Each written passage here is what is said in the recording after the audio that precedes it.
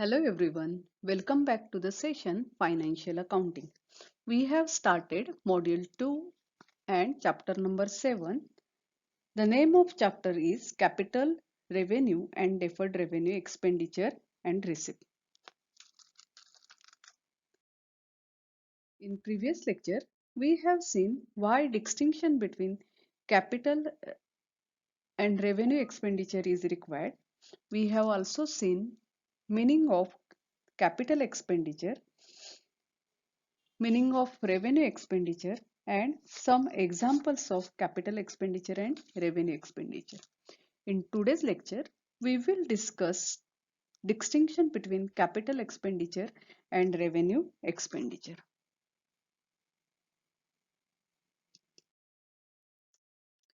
Distinction between capital expenditure and revenue expenditure. The purpose of capital expenditure is to improve the business, while that of revenue expenditure is to maintain the business. विद्यार्थी मित्रांनो, capital expenditure आणि revenue expenditure याच्यातला जो फरक आहे तर तो कशावर अवलंबून केला जातो? The purpose of expenditure. समजा ते expenditure to improve the business, व्यवसायाच्या इम्प्रूव्हमेंटसाठी केलेला असेल खर्च तर त्याला कॅपिटल एक्सपेंडिचर म्हणतात, आणि टू मेंटेन द बिझनेस किंवा व्यवसाय चालवण्यासाठी केलेल्या खर्चाला रेव्हेन्यू एक्सपेंडिचर असं फरक केला जातो. The next, the characteristics of expenses in hands of spender does not depend on characteristics of the receipt in the hands of receiver. म्हणजे विद्यार्थी मित्रांनो, याचा अर्थ इथे ना ह्या दोन व्ह्यू पॉइंट दिलेले आहेत आणि त्या दोन्ही व्ह्यू पॉइंटची उदाहरणं सुद्धा नेक्स्ट स्लाइड मध्ये दिलेली आहेत. एक आहे की कोणत्या हेतूने खर्च केला जातो त्याच्यावर कॅपिटल की रेव्हेन्यू हे ठरतं. म्हणजे तो हेतू जर व्यवसाय इम्प्रूव्हमेंटसाठी असेल तर कॅपिटल आणि व्यवसाय रनिंगसाठी असेल तर रेव्हेन्यू असं म्हणतात. दुसरं त्यांनी असं म्हटलंय की characteristics of expenses in hands of spender does not depend on the characteristics of receipt in hands of receiver. म्हणजे सपोज मी खर्च केला तर माझ्या खर्चाची वैशिष्ट्य जी आहेत ती सेम वैशिष्ट्य जो खर्च केला, ज्याला पैसे मिळाले तो रिसिव्हर आहे, त्या रिसिव्हरच्या हँड म्हणजे रिसिव्हरला मिळालेला जो पैसा आहे, रेव्हेन्यू आहे, ती सेम नसणार आहेत. म्हणजे सपोज उदाहरणार्थ मी एखादी मशिनरी आणली, it is capital expenditure for me. आता मशिनरी आणल्यानंतर मशिनरीचे पैसे मी मशिनरी डीलरला दिले, म्हणजे मशिनरी विकणाऱ्या माणसाला पैसे दिले, त्याच्यासाठी it is revenue receipt, it is not capital receipt. म्हणजे हा फरक लक्षात आला की हा characteristics of expense in hands of spender does not depend on characteristics of receipt in hands of receiver. We will discuss these both viewpoint in next slide. The first, in this slide, we will discuss how the capital expenditure and revenue expenditure is bifurcated with example. The purpose of capital expenditure is to improve the business, while that of revenue expenditure is to maintain the business. However, distinction is not always easy. There are many broad line cases which may argue to be capital expenditure as well as revenue expenditure. विद्यार्थी मित्रांनो, capital expenditure आणि revenue expenditure हे फरक करणं हे तितकंसं सोपं नाहीये. म्हणजे काही जण एखाद्या खर्चाला कॅपिटल म्हणत असतील तर त्याच खर्चाला दुसरे रेव्हेन्यू सुद्धा म्हणू शकतात. For example, if the expenditure is incurred to increase the seating capacity of a cinema theater, it is capital expenditure as it increases earning capacity. म्हणजे सिनेमा थिएटर मध्ये सिटिंग कॅपॅसिटी वाढवली तर उत्पन्न वाढतं आणि म्हणून हे कॅपिटल एक्सपेंडिचर आहे. But if an ordinary screen is change into wide screen, पण सिनेमा हॉलची स्क्रीन जी आहे तिथे वाईड स्क्रीन लावली, it cannot be said with authenticity whether it is capital expenditure because it does not increase the earning capacity. म्हणजे screen जी simple screen होती त्याच्याऐवजी wide screen लावल्यानंतर आपण अगदी गॅरंटीने सांगू शकत नाही की हे कॅपिटल एक्सपेंडिचर आहे, कारण यामुळे अर्निंग कॅपॅसिटी वाढेल का? तर हे आपण नक्की सांगू शकत नाही. कदाचित वाढेलही, कारण स्क्रीन चांगली आली म्हणून, पण तरी सुद्धा त्याचा इफेक्ट तेवढा होणार नाही. Simultaneously, we cannot state with confidence that revenue expenditure, since such expenditure is not for maintaining an asset but for changing its nature altogether. म्हणजे बघा इथेच त्यांनी असं सांगितलं की स्क्रीन जी बदलली, आपण वाईड स्क्रीन लावली, तर ते कॅपिटल एक्सपेंडिचर नाहीये, कारण त्यामुळे अर्निंग कॅपॅसिटी वाढेलच असं सांगता येत नाही. आपण त्याचबरोबर हा रेव्हेन्यू एक्सपेंडिचर सुद्धा आपण म्हणू शकत नाही, कारण रेव्हेन्यू एक्सपेंडिचर कशाला म्हणतो आपण? ऍसेट मेंटेन करण्यासाठी आलेला खर्च. पण इथे आपण ऍसेट मेंटेन करतोय का? नाही. We are changing the nature altogether. That's why we cannot say it is as a revenue expenditure. The fact and circumstances of each case will therefore determine whether a particular expenditure is capital or revenue. आणि अशा प्रकारे ही जी परिस्थिती जी आहे आणि जे सत्य आहे त्याच्यावरून कॅपिटल एक्सपेंडिचर की रेव्हेन्यू एक्सपेंडिचर हे ठरवलं जातं. It must be appreciated that an expenditure does not become capital only because it is large and revenue only because it is small. म्हणजे मोठा खर्च म्हणजे कॅपिटल किंवा छोटा खर्च म्हणजे रेव्हेन्यू असं काही सांगता येत नाही. It must be appreciated that an expenditure does not become capital only because it is large and revenue only because it is small. Thus, a huge factory building repair at expense of 50 lakhs is a revenue expenditure. मोठी फॅक्टरीची building जी आहे ती repair केली, 50 लाखाचा खर्च आला, तर रिपेअरिंगचा खर्च आहे, तर it is revenue expenditure. But small machinery purchase for 900 is a capital expenditure. पण त्याच ठिकाणी छोटीशी मशिनरी 900 रुपयाची खरेदी केली, it is capital expenditure.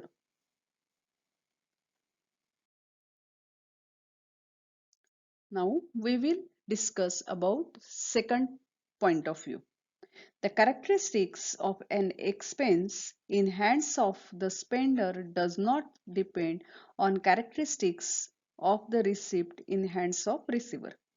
Businessman pays fees to architect for supervision of construction of his office building. For the architect, it is revenue received, but for the businessman, it is capital expenditure. बघा विद्यार्थी मित्रांनो, इथे एक सुंदर उदाहरण दिले की एखादा व्यावसायिक बिल्डिंग कन्स्ट्रक्शन करतो, म्हणजे बिल्डिंग बांधतोय स्वतःसाठी.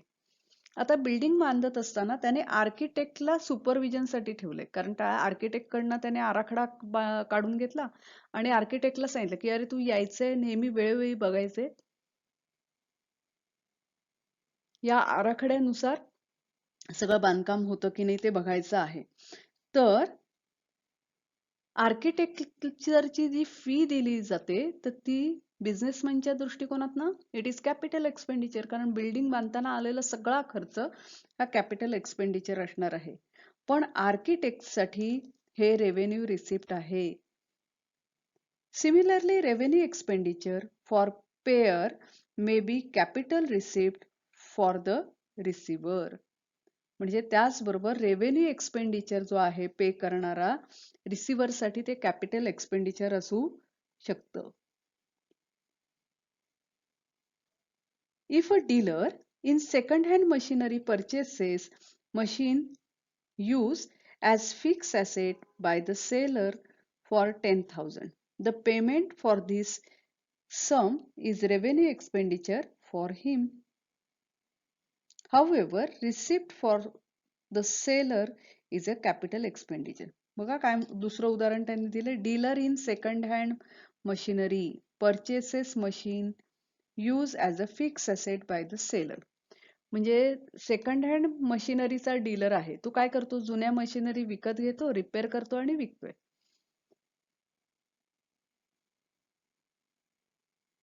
एखाद्या व्यावसायिकाने जर त्याची मशिनरी विकली आणि ह्या सेकंड हँड डीलरने ती विकत घेतली, तर सेकंड हँड डीलरसाठी काय आहे, त्याच्यासाठी ते रॉ मटेरियल आहे एक प्रकारचं. रेग्युलर कोर्स ऑफ बिझनेसचा व्यवहार आहे, त्याने पैसे दिले तर त्याच्यासाठी रेव्हेन्यू रिसिप्ट झालं. पण बिझनेसमॅन जो मशिनरी विकतोय त्याच्यासाठी ते कॅपिटल रिसिप्ट आहे. म्हणजे अशा प्रकारे उलट सुलट होऊ शकतं. There are certain expenses which are basically revenue in nature but for accounting purpose are written off over a number of years. म्हणजे काही एक्सपेन्सेस रेव्हेन्यू नेचरचे असतात, पण काही वर्ष over a number of year, एका वर्षापेक्षा जास्त कालावधीसाठी राईट ऑफ केले जातात. The common examples are preliminary expenses and formation of limited preliminary and formation expenses of limited company. आता प्रिलिमिनरी अँड फॉर्मेशन एक्सपेन्स जे आहेत ते छोट्या प्रमाणात असतात, पण इट इज कॅपिटल एक्सपेंडिचर. त्याच्यानंतर cost of issue of shares and debentures, नंतर cost of development and experiment for the expansion of business, interest on capital paid during the period of construction. ही सर्व उदाहरणं जी बेसिकली रेव्हेन्यू नेचरची वाटतात, पण accounting पर्पजसाठी आपण these are write off over a number of years. These are written off over a number of years. There are some other expenses which appear revenue by nature at the time it is incurred. म्हणजे काही असे expense आहेत की जे revenue वाटतात नेचरने ज्या वेळेला ते खर्च होतात त्यावेळेला. However, as they relate to the creation of new infrastructure, they are treated as capital expenditure. म्हणजे काही खर्च रेव्हेन्यू वाटतात, पण क्रिएशन ऑफ इन्फ्रास्ट्रक्चरशी रिलेटेड ते खर्च असतात, म्हणून त्यांना कॅपिटल एक्सपेंडिचर असं म्हणतो. Illustration of such expenses are, अशा खर्चांची उदाहरणं, legal expenses incurred on acquisition of fix asset, नवीन ॲसेट खरेदी करत असताना झालेला कायदेशीर खर्च. त्याच्यानंतर repairing a vehicle purchase second hand or in dilapidated condition but to put it in working order. म्हणजे एखादं व्हेइकल सेकंड हँड किंवा अगदी मोडकळीस आलेलं खरेदी केलं आणि ते वर्किंग ऑर्डर मध्ये येण्यासाठी केलेला खर्च. तसंच expenses on installation of machinery, labour charges and material consume for manufacturing capital asset. Capital asset manufacture करण्यासाठी आलेला लेबर चार्जेस किंवा मटेरियल एक्सपेन्सेस, ही कसली उदाहरणं आहेत? These are examples which appears to be revenue by nature at time of incurred, however they are related to new infrastructure and treated as capital expenditure.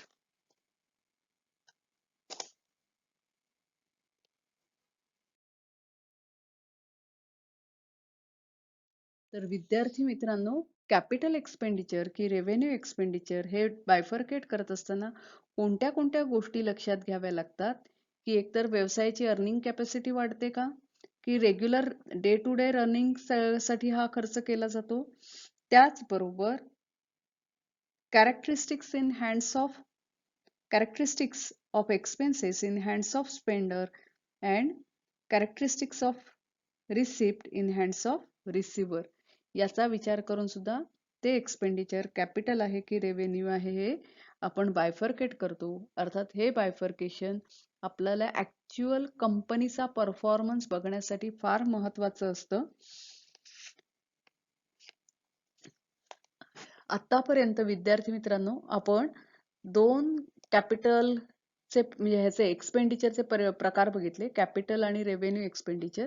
In next lecture we will discuss about deferred revenue expenditure. आणि deferred revenue expenditure म्हणजे काय हे बघून झाल्यानंतर आपण याच्यावरचे problems बघणार आहोत. So thank you for today. We will meet again in next lecture. Happy learning to you.